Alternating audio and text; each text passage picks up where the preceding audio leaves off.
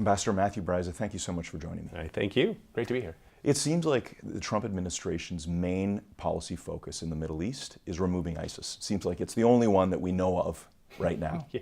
Turkey is a huge part of that, and Turkey has been involved with the ISIS and the situation and what's happening in Syria now for many years. Mm-hmm.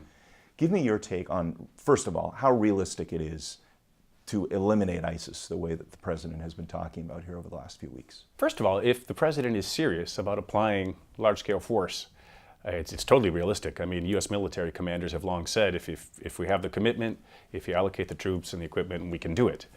But politically, there's not a lot of willingness to shed American blood for this problem. Yeah, that is far removed from the United States, at least as Syria and Iraq are concerned.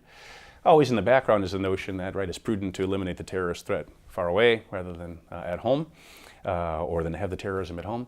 But I think in a purely military operational way, it's doable. But even once that happens, and ISIS will be defeated on the battlefield, and Raqqa will fall, and the caliphate will be gone. Still, the problem doesn't go away. I mean, there'll be post-ISIS groups, right? There'll be son of ISIS, and there'll be the ideology still out there. And absent a comprehensive, strategic approach to countering the ideology, we're just going to see this repeat and repeat and repeat, I fear. So you worked at the State Department. You were an ambassador in Azerbaijan. Yeah. These sorts of issues you've dealt with for many years. Yes. As you say, you need more of a comprehensive strategic plan. What does that realistically look like to eliminate an ideology like this that's so linked with religion and culture and all these other things that are so difficult to change? Simplistic answer, most people look at the easy one, the path of least resistance, is to say, well, we got to create more economic opportunity, we need to create more political freedoms, protect human rights. Yeah, sure, that's part of it. But that won't ever be sufficient because the radicals have figured out how to use our own democratic freedoms against us. By pushing us and pressuring us to tolerate intolerance. It's okay for them to be intolerant. It's okay for them to decide that they want to live in their own isolated, separate existence from our mainstream societies. But it's not okay for us to be worried about that. So even if you provide all the democratic freedoms that anybody deserves, you still have the problem of this ideology driving. How do you change that? Of course, it's incredibly difficult. And American government officials have zero credibility in those communities. So it can't be American officials or traditional USAID programs that, like we did to help the Soviet Union fall apart, partner or find willing people in the Soviet Union to come to the United States to see our way of life and see how much more attractive it was and is. That's much harder to do, as your question suggests, for people who believe that God has revealed to them what the right path is, and it's not America. It's a different view of the world, and it's a view of the world that is all-encompassing, one in which religion has been actually manipulated and transformed into a political ideology that embraces norms of the 10th, 11th century rather than of the 21st century.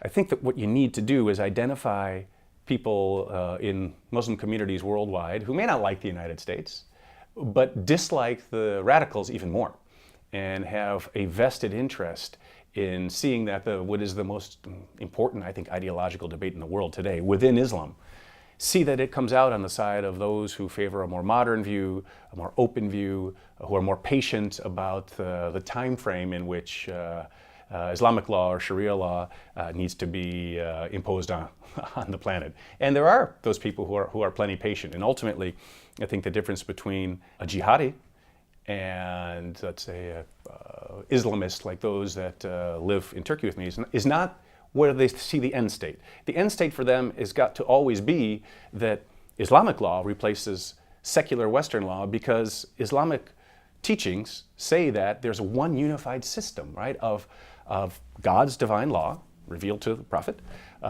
which encompasses all aspects of life. I mean, family law, business, military affairs, diplomacy, much different from our Western traditions. So ultimately, the Islamists want to get to that same goal, but some are patient and willing to work within existing political systems and could foresee that change happening in 1,000 years. Some are really impatient and are willing to strap a bomb to their chests and blow up a subway train in St. Petersburg. I think part of the challenge is that you have folks like I'm going to put this out there, and you tell me your take on this, is that Turkish intelligence was actively assisting ISIS in Syria. First of all, maybe answer that question. Did you see those links? Were they there? All I know is what's reported in the media, and there was quite a storm about it. I mean, there were a couple of two very prominent Turkish journalists who ended up being arrested on charges of treason, right, for running stories about trucks that were supposedly bringing the weapons across the border into Syria. I don't know if their arrests mean that it's true or it's not true, but there was certainly a huge amount of rumors about that. And then a couple of years ago, and the border was fluid by the Turkish government's own admission, and a couple of years ago they tightened up the border. So thank goodness, whatever was going on, the flow of fighters is much more restricted now. Does it seem like Erdogan, or at least those in positions around him, feel like groups like ISIS, they have a certain strategic interest in maintaining those groups doing what they're doing, for whatever reason that there might be? I got to say, in Turkish society, there are a lot of people, or there is a lot of people who kind of see ISIS's point of view. I think not really understanding what ISIS's point of view is. And we have seen that the Turkish government's top priority in Syria has not been to defeat ISIS. It has been to limit and prevent Kurdish militias from establishing any sort of contiguous political entity along the Turkish-Syrian border. That said, Turkey has stepped up its participation in the coalition to fight against ISIS. I mean, the Incirlik Air Base is an important asset for the U.S. and the coalition in attacking ISIS. Yeah, the Turkish government would say, but we have multiple priorities. You all think ISIS is the one most important terrorist grouping? Well, okay, we think it's important, but so is the PKK, and so let's all work together out of Incirlik and go after whomever we need to. How does this play out then between what Erdogan's doing in Turkey, there's an upcoming referendum, with what's happening in ISIS and whatever the Trump administration is going to do there? How is this whole situation going to play out? I think nobody has a game plan. Nobody really knows what to do. I mean, the Turks don't want the Americans to work with Kurdish militias. Americans want the Turks to step up if the Kurdish militias aren't going to be the U.S. partner, the ones doing the actual fighting, and provide Turkish troops. The Turks don't want to do that. I mean, the Turkish government just ended Operation Euphrates Shield, which began last August, to clear out the area of northern Syria from these Kurdish militias, but also to push ISIS back as well. And the reason why that operation ended really was because there's this referendum coming up, and the deaths of Turkish soldiers is not going to help the referendum pass. You've got the very complex interplay, though, of Russia as well. So a couple of weeks ago, when it was like on April 3rd or 4th, Turkish troops were moving into a place called Manbij, where there were also the Kurdish militias allied with the U.S. The Turks said they were going to attack these militias. Next day or 2 days later, American special forces showed up right there, and Russians also made sure that the Arab forces allied with Assad were put in place to create a buffer between the Turks and these Kurdish rebels. So it's an unbelievably complex situation. Russians, Americans, Turks, all there together. The Turks, the ones who should really care the most, but are the most hesitant to get into harm's way, or are hesitant to. Yeah, the Russians being there just to show that they can play at the table with the United States.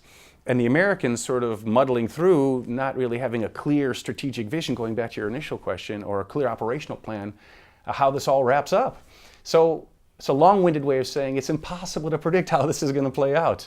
But the factors you mentioned are happening right now, with the Turks having to pull back because of this referendum. And whether they'll go back in afterward remains to be seen. I hope, it may sound naive, I hope there's a way, as the Trump administration figures out what its foreign policy is going to be, that there will be a way to develop that together with Turkey when it comes to Syria, as well as the Black Sea, which is vital importance as well, or strong importance as well. But right now, I just don't sense that there's much stomach at all or capability to formulate a strategic vision for the Middle East or U.S.-Turkish relations, and it certainly can't happen when the State Department's not staffed. And as General Mattis has said, if you don't provide the State Department the budget it needs, then I'm going to have to buy more ammunition. Well, Ambassador, strong words there. Thank you so much for joining me. Thank you. Become a RiskHedge insider for free by visiting riskhedge.com. Each week, you'll receive vital analysis on today's geopolitical, financial, and social risks. Just visit RiskHedge.com today to become a RiskHedge insider.